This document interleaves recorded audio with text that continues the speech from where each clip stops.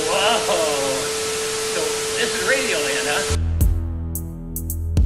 You got any idea how much blood jets out of a guy's neck in this explosions?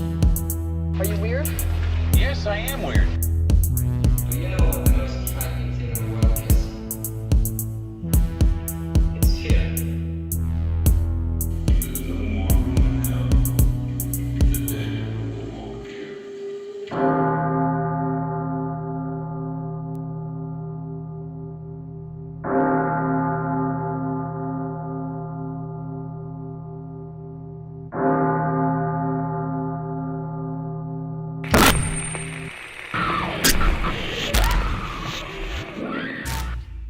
Well, I'd really just wonder. I wonder if you all missed us as much as we missed you. After a short mid-season sabbatical, we are back for another exciting and terrifying episode of the Downright Frightening podcast. When I say we, I mean me and the one and only Old King Cole. Oh yeah, we had to take a couple weeks off, find our dark centers, and now we are back to give you more of this amazingness that is the Downright Frightening podcast. Hey, oh yeah, and we got some really awesome episodes coming up for you guys, but first, we are going to cover The Thing, the 1982 sci-fi classic, written by Bill Lancaster and directed by John Carpenter. This fabulous piece of fictional glory stars Kurt Russell, Wilford Brimley, Keith David, and Adrienne Barbeau as the voice of Mac's beloved chess computer. In my opinion, this movie is the measuring stick that all sci-fi movies are measured by. Let's take a look and see if the trailer measures up to the hype. Mayday. Mayday. Anyone hear me? Over. This is U.S. Station 31. You read me? Found something in the ice. We need some help down here. Can anybody hear me? We found something. We found something. We found something.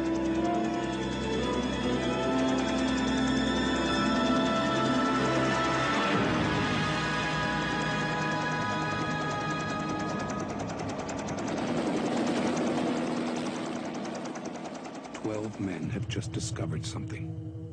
For 100,000 years, it was buried in the snow and ice. Now it has found a place to live. Inside. Where no one can see it, or hear it, or feel it. I know I'm human. Some of you are still human. This thing doesn't want to show itself. It wants to hide inside an imitation. It'll fight if it has to, but it's vulnerable out in the open. If it takes us over, then it has no more enemies. Nobody left to kill it. And then it's won. You guys gonna listen to Gary? He can beat one of those things!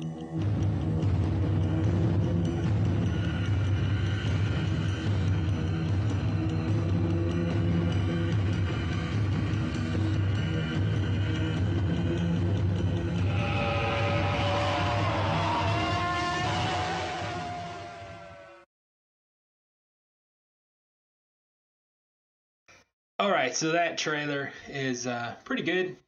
I don't think it does the movie itself justice. One thing that I do love about this movie, and this is a great movie, is the music. And this movie has the best of the best. Ennio Morricone. Jerry Goldsmith was the original choice, but passed away, and Morricone stepped in. He has composed music for some of the best movies in cinema, like great westerns such as For a Few More Dollars, The Good, the Bad, and the Ugly, horror movies such as The Antichrist, Blood Link, The Thing, and more recently The Hateful Eight. I mean, he's composed over 500 movies and films, so he's definitely done his share But yeah, this movie is a classic. The music for me makes a movie great, as well as the acting. And this one did not let us down. No, it did not. That trailer wasn't all that. I mean, this movie is one of the baddest motherfuckers of all time. So the trailer really needs to bring the hot fire. It didn't. It was a pretty decent trailer, all things considered, but for the movie that it was previewing, left a little bit to be desired. This is my all-time favorite sci-fi movie. It could possibly be my favorite movie in general, but it is definitely my favorite sci-fi movie. I love everything about the movie. The casting, the directing, the writing, the score, and the monster makeup all rolled up into one ball of juicy goodness that if you haven't seen it, you need to get off your dead stinking ass and watch it, because it is fantastic. One of the best aspects of this movie is the casting. I think all of the actors in this particular flick were all casted perfectly. You don't see that very often, where everybody fits their role so perfectly. You know, almost it's like you feel like they're not even acting, you know, and that's what makes it so believable, because you really feel like that's those guys. Like that, it's not Kurt Russell, it's McCready. You know, it's not Keith David. It's actually this guy named Childs. Like, just all the way around, perfectly casted movie. And for what the movie is, and for what Carpenter and Lancaster wanted to do, it wouldn't have worked if the casting wasn't done so masterfully. There are parts in the movie where you don't know who the thing is. You know, like, you don't know who's a thing, who's not. You know, is Blair the thing? No, he's just crazy. Well, hold on, maybe he is. Well, no, he's not. Hey, we should probably let Blair out. Fuck that. Blair didn't need to get let out, because he dug his ass out, because he is I mean, it just goes back and forth. I love it. I've seen that movie over 100 times. I will see it at least 100 more. One of the things I really like to do now at this point that I've seen it so many times is, like, I like to try to go back and figure out when did certain characters actually become the thing. And there's one point in particular that is interesting. There's a scene early on that shows the dog kind of sneak into a room. You would assume that it's Norris, because the silhouette looks like Norris's silhouette, and he's revealed to be a thing earlier in the movie. But I always wonder if it's not Palmer, because of course one of the big reveals in the movie is Palmer being the thing during the blood test. And I always wonder if just because Norris was revealed first, that doesn't mean that he became the thing first, you know, because when did Palmer become the thing? You don't ever get to see that.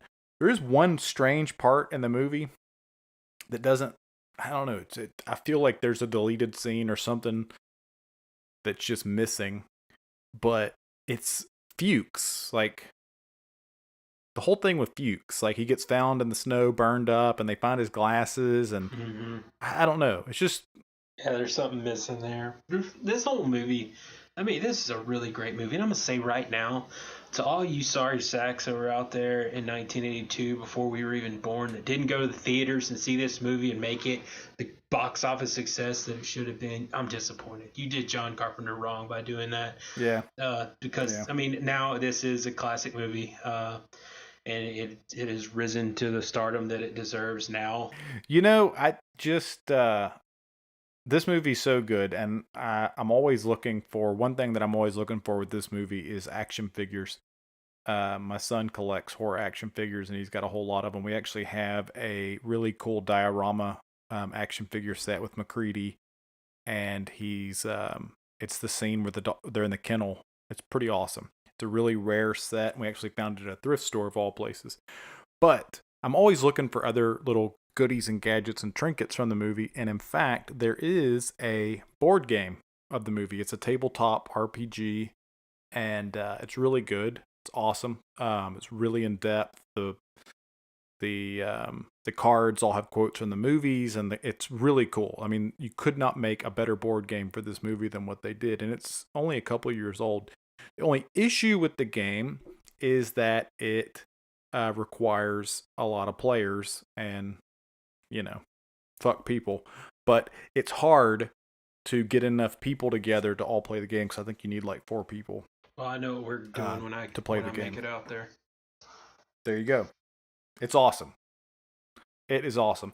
One of the best aspects of this movie, it's pretty undeniable, is the monster makeup. And although he is not officially credited, Stan Winston worked on this movie, and I think, truth be told, you probably see a lot more of his work than you think, being that he's not credited. So whoever did, in fact, take credit for the monster makeup in this movie, we all know that it was Stan Winston, so quit fronting. Yeah, because the thing in this movie is just downright grotesque and crazy, and just the only monster you could dream up in an Antarctic setting. I mean, it's insane. I mean, it's great. It's perfect for this movie, and he did a fantastic job. And I love there's one line in this whole movie that I feel like is just I don't know, like maybe they could have done another take, and it's at the end when MacReady throws the dynamite at the thing. He's like, "Fuck you too." I don't know. Whatever. But a really cool thing I've heard, and I don't know how true this is, but I heard at one point there was going to be a sequel, and it was going to follow MacReady and Childs, immediately after the end of the movie. And it was actually like 10, 15, 20 years, whatever, after this one. So it would have been interesting to see what they did with maybe that. Maybe they won't let that die, and one day they'll bring it back and we'll see what actually happened. I don't know. Have you seen Keith David lately? That's true. I doubt it. I mean, that dude's the baddest motherfucker alive, but that movie's 37 years old. So anyway, the gore score for this little prize is a 10. If you don't know why, watch the movie. It's pretty obvious. Like I said, Stan Winston did work on the special effects team for this movie, and it's obvious. You could not give this movie a score lower than a 10, in my opinion. It is some of the most iconic monster makeup in cinema history. Now, to the realities of horror, the patron saint of mythology, Brother Cole, is going to fill us in. Yeah, so when I was doing the research for this particular episode and this particular subject, the Antarctica, when you start researching the mysteries of Antarctica, it's a rabbit hole, man. You can go and go and go. In fact, when I was doing all my research, I actually had 2 different sets of notes. Like, I made all these notes, and then the more I changed them completely and went a completely different direction the second time. There's just so much. But Antarctica is a place of cold and mysterious wonder. Over the years, I've come across some interesting things that have seemed to pique the strange meter in my brain. There are structures that show to be hidden under the ice, strange crashed UFOs that can be seen just below the ice, like you see in The Thing. One of the most interesting Antarctic strange cases comes from Rear Admiral Richard E. Byrd. Richard E. Byrd was a recipient of the Medal of Honor, the highest honor of valor given by the United States, and was a pioneering American aviator, polar explorer, organizer of polar logistics. He was also the organizer of Operation High Jump. Operation High Jump was a United States naval operation that commenced in August of 1946. The task force 68 included 4,700 men, 13 ships, 33 aircraft. Operation High Jump's primary mission was to establish the Antarctic research base Little America, which, if you don't know, in Antarctica currently there are over 50 year-round bases there now. currently, and there's 30 summer bases. So it's still going strong. But Little America was one of the first ones, and one of the strangest stories from Rear Admiral Byrd's expedition is in which Byrd claimed to have come across these cavernous holes in the ice that revealed lush green valleys with animals that were thought to have been extinct, such as the woolly mammoth and things like that. And upon landing there, he and his crew were approached by several men, escorted to the Master. So yeah. Really? So let me tell you what Byrd said the Master told him. Just a snippet of what the Master told him before sending him on his way. He said, "We shall not long delay your mission, and you will be safely escorted back to the surface and for a distance beyond. But now, Admiral, I should tell you why you have been summoned here. Our interest rightly begins just after your race exploded the first atomic bombs over Hiroshima and Nagasaki, Japan. It was at that alarming time that we sent our flying machines, the Flugelrads, to your surface world to investigate what your race had done. That is, of course, past history now, my dear Admiral, but I must continue on. You see, we have never intervened before in your race's wars and barbarity, but now we must. You have learned to tamper with certain power that is not for man, namely the atomic energy." So he goes on and tells him that he chose him to witness what is there and that they need to tone it down above and stop doing all this craziness. So thus Byrd, according to this exosteric document, was made a sort of emissary to the world above. He goes on to brief the president the following months at the Pentagon, after which he's ordered not to speak of his experience as sort of a security measure, hence why he was silent about this for such a long time. Now, most of us would say that this is the most ridiculous story we've ever heard. But what if it's not? Could this mysterious place be where there's these cosmic rays that they've detected are coming from? I mean, there's a hole that appears in the ice every 40 years. I mean, could this be the cavernous area that Rear Admiral Byrd saw and went into? I mean, could he have ventured into the hollow of Earth where there's rumored to be these societies and secret bases and things? I mean, you got to remember that 95% of the ocean is still unexplored, and we're a long way from knowing what truly lies beneath the ice. You know, believe what you will, but don't dismiss it. Just as scientists are discovering new things, you never know what could be out there that we just haven't found yet, or perhaps we have. You know, No doubt. It's really interesting to me because in Las Vegas, back in the day, there was a lot of nuclear tourism in the city and in the surrounding area because of all the testing that was going on. And so a lot of people don't know that, but this area was known for that. And this area, as well as parts of New Mexico, are also well known for their UFO sightings. So it makes sense because seems like everywhere where there's a lot of nuclear activity, there's a lot of alien sightings. So also, this dude was a Congressional Medal of Honor winner. He wasn't just some goofy bastard that was like known for running around making up stories. Like, this guy was obviously a badass and a hero. And I believe him. So if you don't believe him, fuck you. Yeah. That, and like I said, Antarctica it's just a rabbit hole of weird stuff. I mean, it could go on for hours talking about that, the Antarctic Treaty, and all this other crazy stuff that's going on down there. But yeah, I don't know. There's some weird stuff down there that that's definitely piqued the interest of somebody. Yeah, for sure. On this episode of What You Streamin', I be streaming the 2011 incarnation of, you guessed it, The Thing. Right now, you can stream this gem on Amazon for about $3, and it's worth it if you go into the movie with the right mindset. A, this is not a sequel. B, it's not a remake. It is, in fact, C, a prequel. And if you watch the movie all the way through and then into the credits, I promise you will appreciate it if you're a fan of the original. There's a few things in this movie that are a little bit goofy, and don't exactly fit the timeline, I feel like. But, like I said, it's awesome. If you're a fan of the Carpenter classic, check it out. I think the producers convinced Universal Studios to let them make a prequel because they said that doing a remake would be like putting a mustache on a Mona Lisa.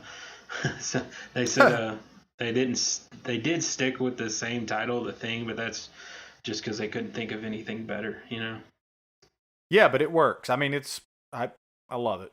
I think it's a really good movie, and for so long of not having anything in my life, and then getting this one and being able to go see it in theaters, pretty awesome. Yep. All right, so this episode, I'm streaming The Haunting of Sharon Tate, starring Hilary Duff as Sharon Tate. This movie is loosely based on the final days for Sharon Tate and the 5 others who were killed by the Manson family at the house on Cielo Drive. I say loosely based because it seems to be written off an interview Sharon Tate had with a journalist named Dick Kleiner a year before her death, in which he asked if she had any psychic experiences, to which she said, "I saw something or someone tied to the staircase, whoever it was, and I couldn't tell if it was a man or a woman, but knew somehow that it was either Jay Sebring or me. He or she was cut open at the throat." So basically they took that interview and made a movie about what could have happened leading up to the murder. This movie goes off the deep end a bit, almost giving Charles Manson supernatural powers to torture Sharon Tate. She's going completely insane, hallucinating, and all kinds of wild off-the-wall stuff. Some of the stories mixed up, like Steve Parent, who is in the movie, is supposed to be the caretaker that was living on site. The first to die he wasn't really the caretaker. He was just a guy that happened to be in the wrong place at the wrong time. He was actually visiting the caretaker, but I'm kind of a nerd about serial killers and stuff like that. I read about this stuff all the time. So for me, it was kind of threw me off as I was watching it. But if you didn't know all that stuff, it's a creepy movie for sure. So all that being said, I'll say this: all the weird nerdiness aside, the movie took a hard left turn to which I have yet to recover. To me, it saves this movie. That's all I'm going to say, and you'll have to watch it to find out what I mean. Oh, really? Well, that's interesting. I actually wasn't really, really interested in this movie. I have read a lot of the books that were written, including Bugliosi's Helter Skelter. And after reading so much of the actual, nonfiction books and whatnot and documentaries that were made and written about it, I just wasn't real interested in seeing just another incarnation of it. But based on what you said, I'll probably have to check it out. So, for Creeper in the Theater this episode, there's a few different ways that we could go. And actually, as of the recording of this episode, I have not decided, because we could talk about Hellboy, but then we'd be like everybody else, because apparently it sucked. So then we could talk about Pet Sematary, but then we'd be like everybody else that isn't talking about Hellboy, because apparently it sucked too. Or we could just continue the narrative that Jordan Peele is the greatest horror director of our time. Nope. But then we would be lying sacks of shit with no credibility. So, let's talk about the Child's Play reboot. I know it's not yet a creeper in the theater. In fact, I have many doubts that it will even be a creeper at all. When this movie was first kind of started to be talked about and details of the project were slowly trickled out and released, there were a few people that were right from day one. Jennifer Tilly was pretty outspoken about her disgust. She did some pretty cute social media posts expressing her disdain for the project. And you know what? Here we are getting closer and closer. And it turns out she was right. I was pretty optimistic about the project. I didn't care that Brad Dourif wasn't involved. Brad Dourif was involved in some really shitty Child's Play movies. So, you know, maybe it was time for him to hang up the overalls and rainbow shirt. But I got really excited when I heard that Mark Hamill was going to be involved. He's done some really amazing vocal work and some voice acting. So I was pretty excited about that. And then I saw the trailer, the full-length trailer that was released last week. And now I will not go see it in theaters. I will not illegally stream it. I will not legally stream it, nor will I get it on Redbox. That movie is going to blow dog. I have no interest in finding out what Alexa's deranged boyfriend, Chucky, can do with all of your household goodies. It looks terrible. I mean, there's a scene, okay? There's a scene in this movie, at least in the trailer, where lawnmower is running over a man. Robot lawnmower that Chucky is controlling is running over a man's face, and it looks so freaking stupid. And I said this in an earlier episode when we were talking about it, that Andy looked like he was too old to be playing with a doll. After seeing this longer trailer, I have to go even further and say he's way too fucking old to be playing with a doll. There's a part in the trailer and like him and his friends. I don't remember exactly what it says. So if anybody wants to correct me, go ahead. But it's something along the lines of like, now we gotta end this, and it shows like all the kids with like, so they're like the kids baseball from bats It. and hockey sticks. It's just I don't know, man. I really love the first three Child's Play movies. I did not like Bride of Chucky. I did not like Seed of Chucky or any of that afterwards. This one, I'm kind of torn. I'm interested to see what they're going to do with the whole, I mean, with technology being where it's at now, I get how they're trying to keep it relevant. I think you could still keep it relevant with a serial killer possessing a doll.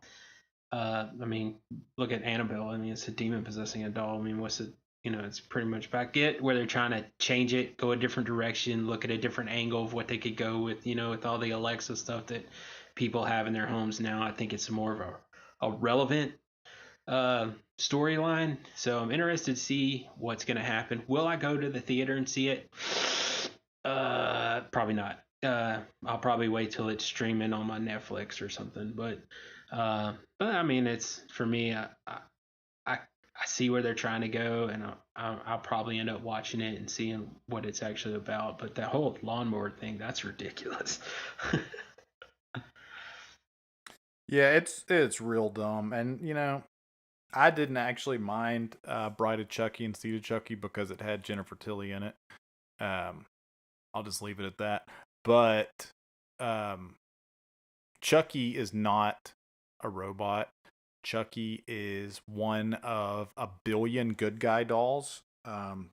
Except this one had the fortune of being possessed by Charles Lee Ray, the notorious bank robber, serial killer, etc., etc., etc. And he's a bad motherfucker, and he knows voodoo.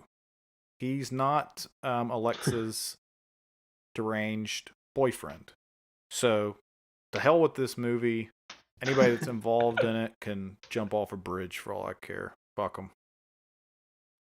If you completely disagree with my feelings about the movie, or if you just want to tell Cole how wrong he is about his feelings on the movie, you can email us, as always, at downrightpodcast@gmail.com.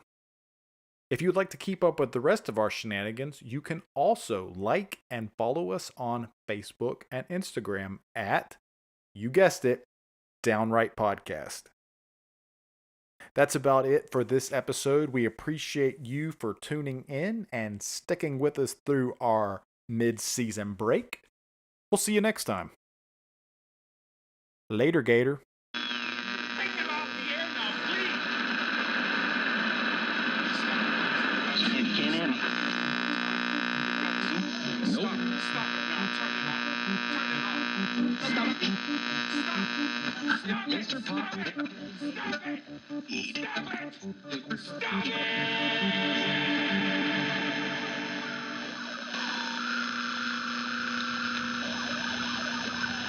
it.